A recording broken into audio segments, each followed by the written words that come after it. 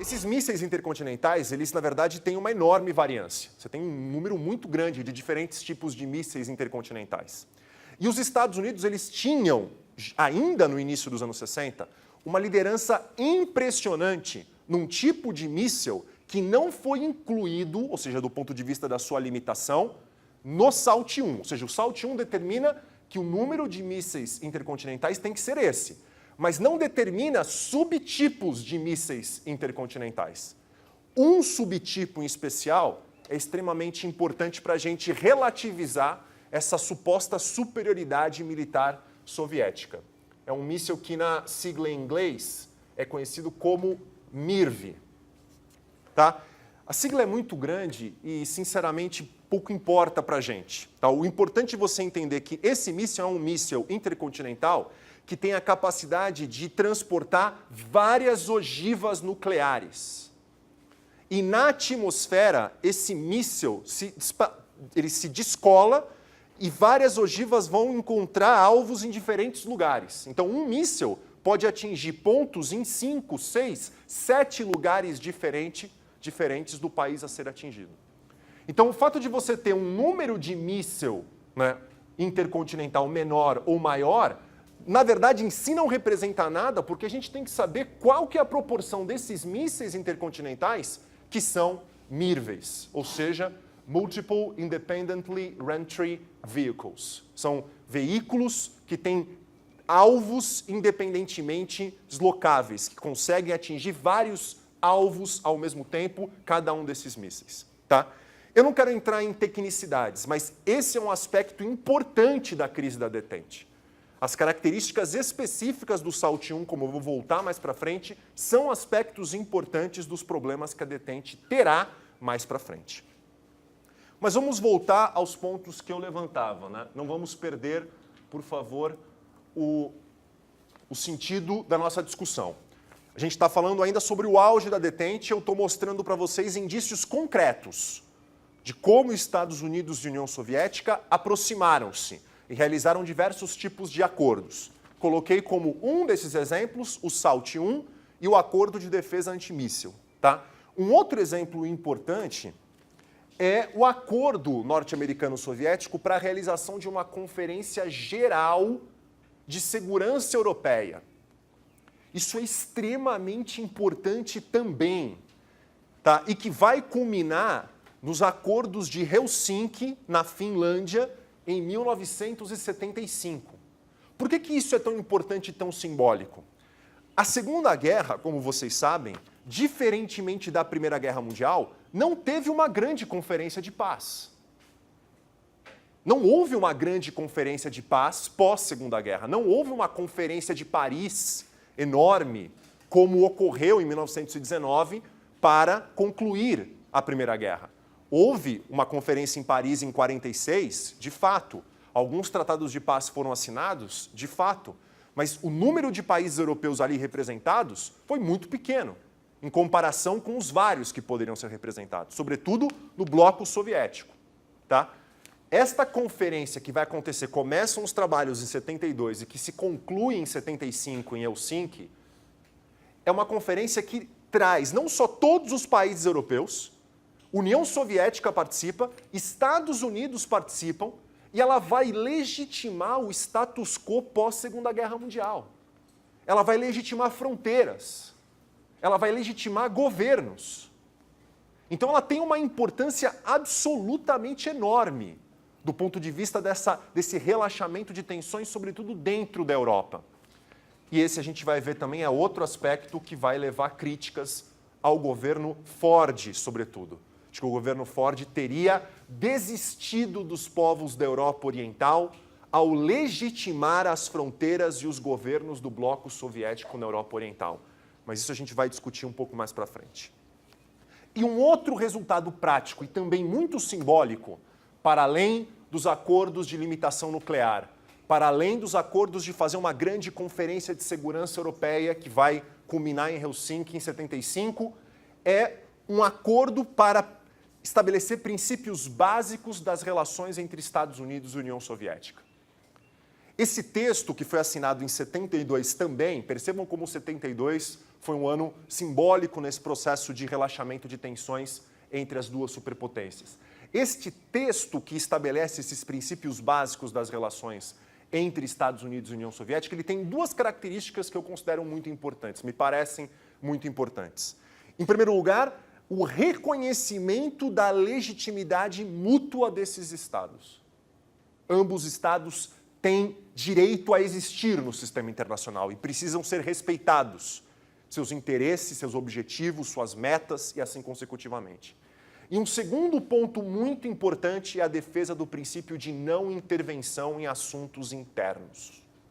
Ou seja, o que acontece no âmbito interno de cada um desses estados e, consequentemente, a gente vai ver também das suas respectivas áreas de influência. Isso era muito importante para a União Soviética, do ponto de vista de questões que envolviam a suposta falta de democracia, a questão do desrespeito a direitos humanos, desrespeito a liberdades civis, muito criticadas por países do Ocidente. A partir de então, pelo menos em teoria, não poderiam mais ser criticados.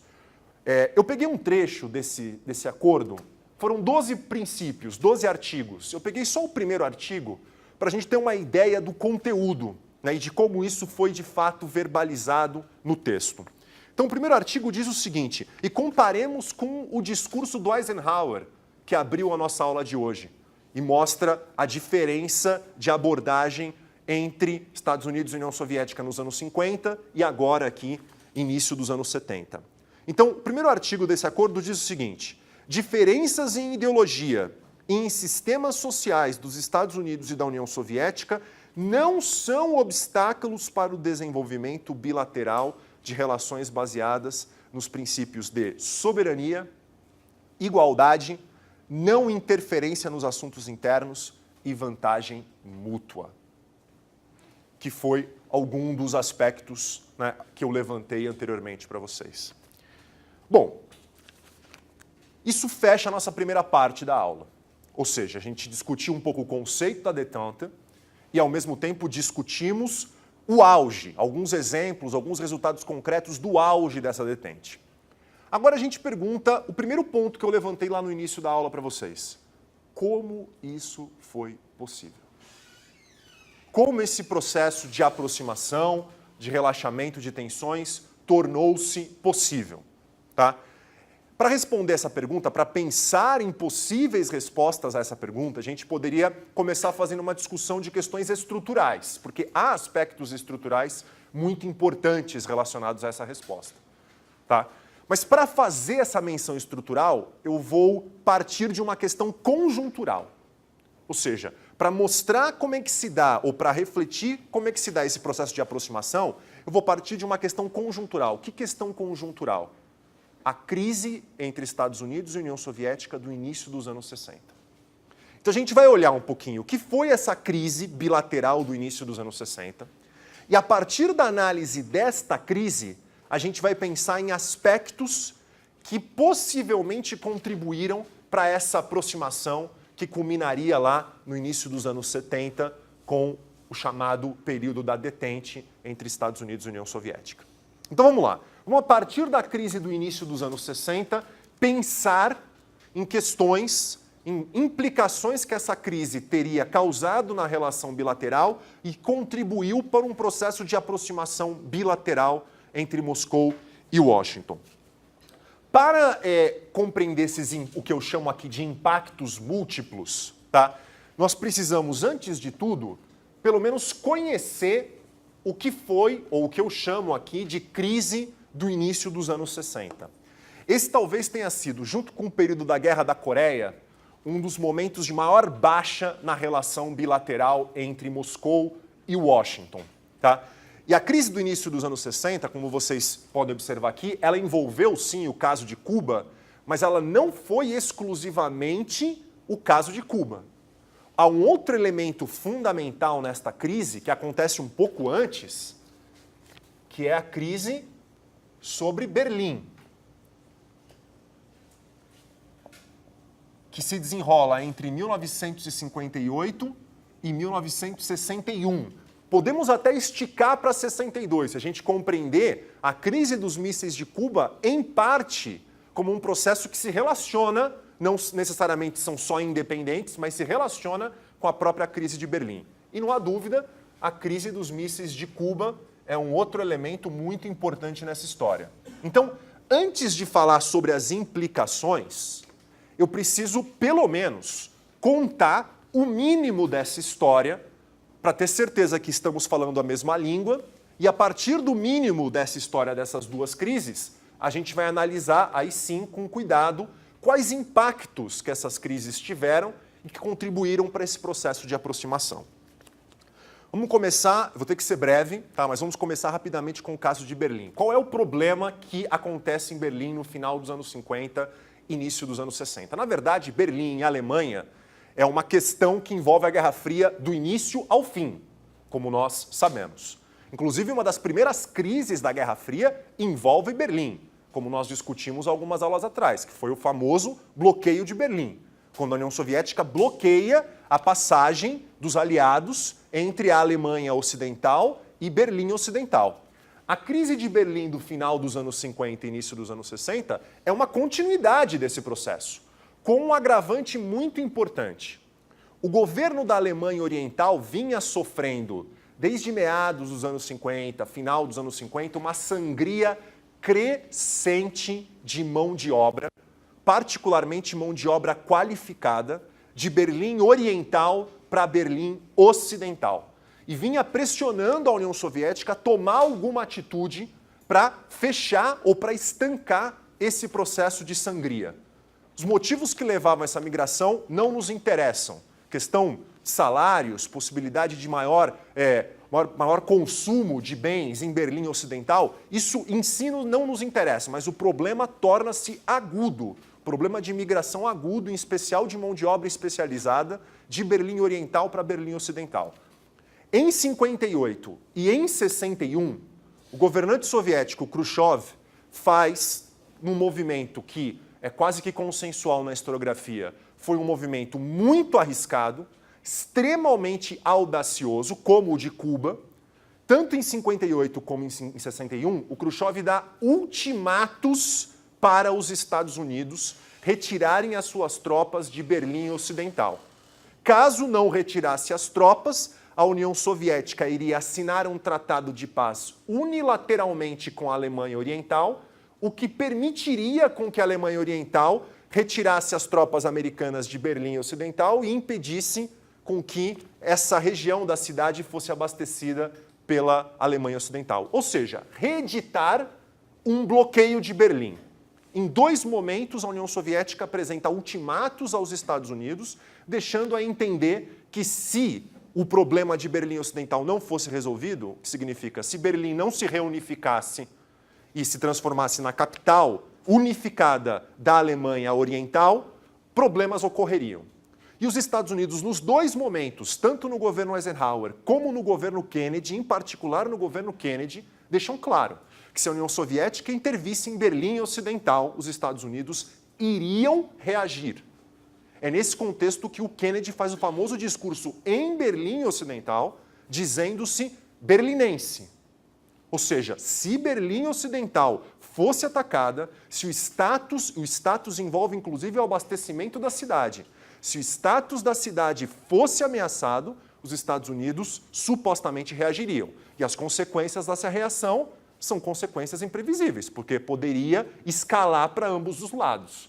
Os Estados Unidos reagem, a União Soviética, por sua vez, também vai reagir, e uma guerra localizada pode se transformar numa guerra nuclear generalizada. Em ambos os casos, o Khrushchev recua, o que gera um desgaste enorme dentro do governo soviético. Ou seja, porque é uma humilhação. Você faz dois ultimatos e não cumpre nenhum dos dois. Como a questão de Berlim foi resolvida? Foi resolvida em abril para agosto de 61, ou seja, início, meados de 61, quando o governo soviético tomou a decisão, junto com o governo da Alemanha Oriental, de construir um muro na cidade, separando as duas porções de Berlim e impedindo, de um modo bastante sui generis, a continuidade da migração da população berlinense oriental para Berlim Ocidental. Então, a crise foi resolvida em 61, não há dúvida, mas os exemplos e os problemas que ela gerou continuam.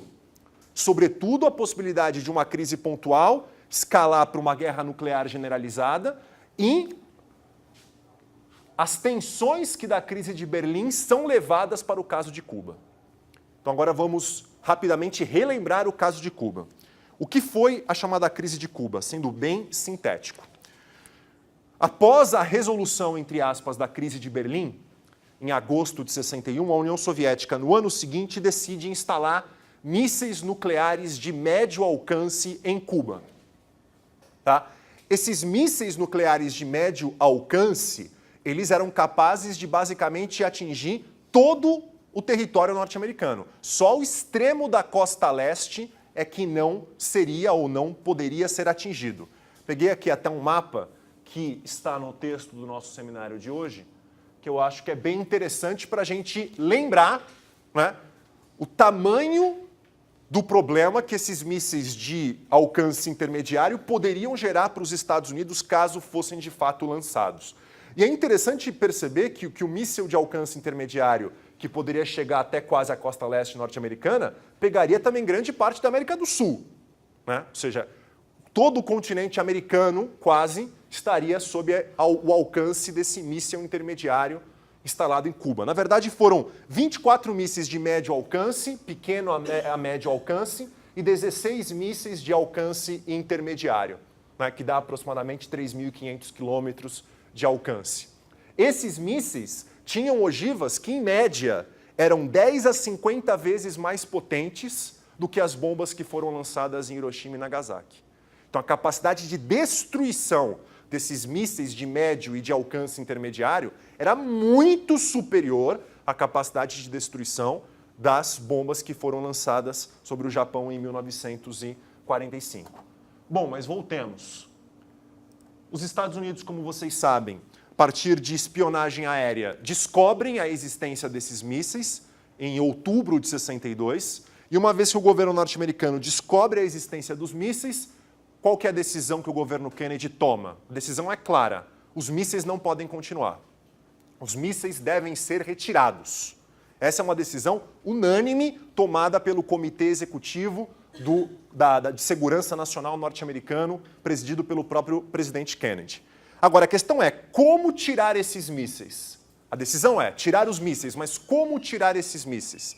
Tirar os mísseis por meio, de um lado, bloqueio naval, impedir com que novos mísseis chegassem à ilha, novos mísseis nucleares chegassem à ilha, e ao mesmo tempo que se impõe um bloqueio naval, estabelece-se uma ameaça. Porque é importante deixar claro uma coisa que eu não disse. Quando a espionagem aérea norte-americana descobriu os mísseis, eles estavam em processo de operacionalização. Ou seja, não adianta você ter um míssil, você tem que ter o silo para lançá-lo também. Esses silos estavam sendo construídos. Então, quando os mísseis foram descobertos, eles não eram mísseis operacionais ainda. Pelo menos é o que as fotos retiradas pelos aviões americanos mostravam, tá? Então é importante ter esse dado.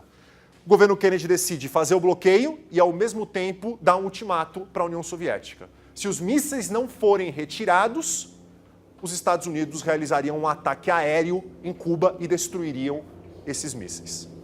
Isso é o que a gente conhece como a crise dos mísseis, que dura aproximadamente 13 dias, desde o momento que o governo Kennedy descobre a existência dos mísseis até a decisão do Khrushchev de recuar publicamente, retirando os mísseis de Cuba, sob a promessa norte-americana de que os Estados Unidos não mais tentariam invadir a ilha, como o fizeram em abril de 61 com a tentativa da invasão da Baía dos Porcos. Os Estados Unidos também tiram mísseis nucleares que eles tinham na Turquia, apontados para a União Soviética, mas é importante deixar claro que essa decisão não foi pública, isso não foi publicizado, só a questão de Cuba, e os mísseis turcos já eram mísseis obsoletos, tá? Então, sem sombra de dúvida, o final da crise dos mísseis, tal como o caso da crise de Berlim, você tem duas grandes vitórias norte-americanas sobre a União Soviética.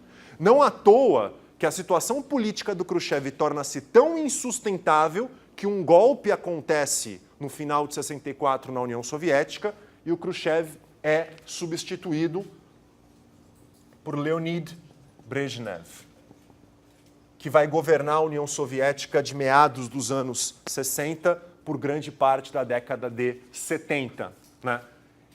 Então, isso é o que, rapidamente, fazendo um resumo bem rápido, bem simplista, que as duas crises representaram. Agora, a gente vai discutir as implicações, que é o que nos interessa.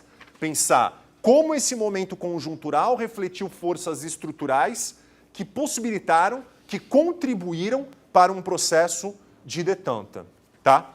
Então, o primeiro aspecto que eu acho que essas duas crises contribuíram, que vários autores colocam, é a questão do perigo da escalada nuclear. O quanto ambas as crises, em particular a crise de Cuba, teriam demonstrado, tanto para os Estados Unidos quanto para a União Soviética, o perigo de crises pontuais, crises inclusive no terceiro mundo, pontuais, poderem se transformar em crises generalizadas nucleares. E que, portanto, medidas deveriam ser tomadas para impedir com que outras crises no futuro pudessem escalar-se da mesma forma como Berlim chegou a escalar e, sobretudo, como Cuba chegou a escalar. Então, há vários exemplos de iniciativas que são tomadas a partir da crise de Cuba que demonstram essa preocupação de impedir com que crises futuras cheguem ao estágio que a crise de Cuba chegou. Por exemplo, a instalação de uma linha direta entre Moscou e Washington, que vai ser conhecida como a linha vermelha. A ideia é, quando uma crise explodir, a partir de então, tem que se colocar as autoridades de ambos os estados em contato direto para evitar mal-entendidos e evitar que a crise pudesse escalonar. Segundo ponto muito importante é uma mudança de atitude do governo Kennedy. O governo Kennedy, em 63, pela primeira vez, faz uma abertura muito clara à paz e à negociação com a União Soviética. Tá? E isso vai ser respondido pela União Soviética, sobretudo quando Brezhnev substituiu Khrushchev. Brezhnev vai ter uma perspectiva muito distinta da perspectiva do Khrushchev. Enquanto Khrushchev atuava muito por meio de ameaças e ultimatos, e muitas vezes era desmoralizado pelo não cumprimento dessas ameaças e esses ultimatos, o Brezhnev tinha uma preocupação enorme de evitar exatamente com que crises pontuais pudessem transformar-se em crises mais sérias e generalizadas. Então, o discurso do presidente Kennedy, em meados de 63, chamando por um processo de negociação e de cooperação, ele vai ser respondido gradativamente pelo governo Brezhnev. E o maior exemplo é que já em 63, as duas potências assinam um acordo de banimento de testes nucleares. Ou seja, um ano após a crise de Cuba, já aparece o primeiro resultado institucional sistemático de uma cooperação entre elas na área nuclear. Tá? Então, acho que esse é um primeiro ponto importante sobre a questão do perigo da escalada nuclear entre Estados Unidos e União Soviética e ações para evitar isso. O quanto essas ações acabam aproximando as duas superpotências.